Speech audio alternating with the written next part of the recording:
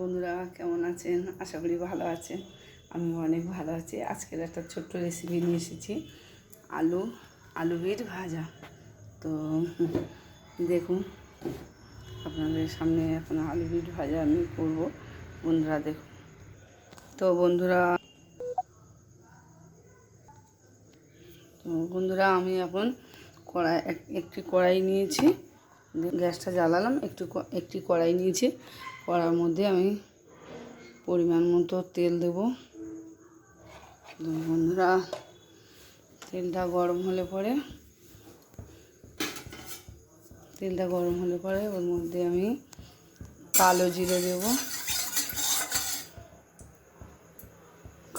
দেব, দুটো শুকনো লঙ্কা দেব। বন্ধুরা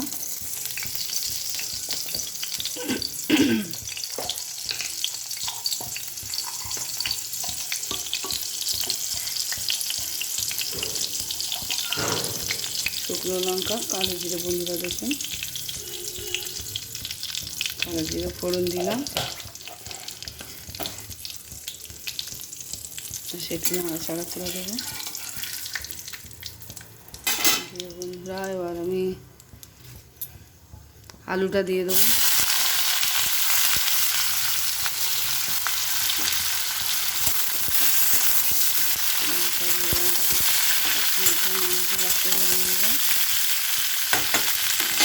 বন্ধুরা বিটটা দিয়ে দেবো।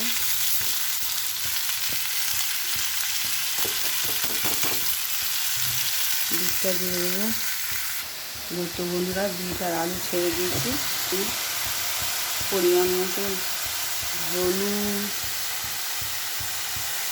হলুদ দেব এবং স্বাদ অনুসারে লবণ দেব। আর একটু দেবো।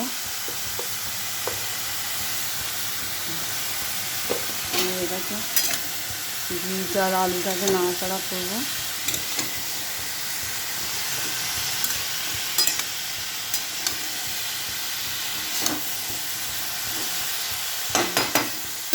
গ্যাস বন্ধ এবার আমি চাপা দেবো একটু।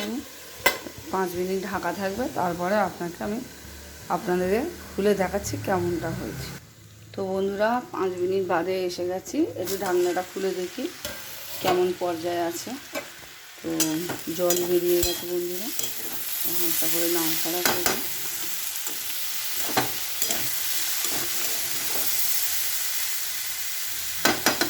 বন্ধুরা আরও 5 মিনিট লাগবে আশা করি। তো বন্ধুরা আমার দুধ ভাজা হয়ে গেছে দেখুন।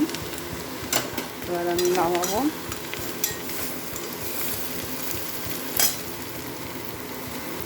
গ্যাস বন্ধ করে দেখুন বন্ধুরা